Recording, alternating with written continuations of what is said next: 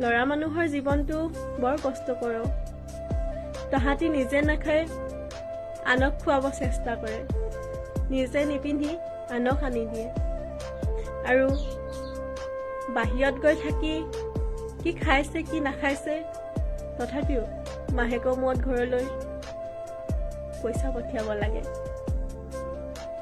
আচলতে জীৱনটো এনেকুৱাই। তাহাঁতৰ নিজৰ সপোনবোৰ পূৰ্ণ কৰি আনক সুখত ৰাখে।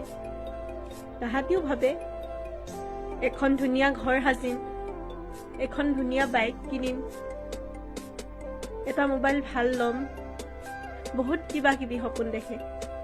কিন্তু তাহাঁতৰ সপোনবোৰ যেন সপোন হৈয়ে ৰৈ যায়।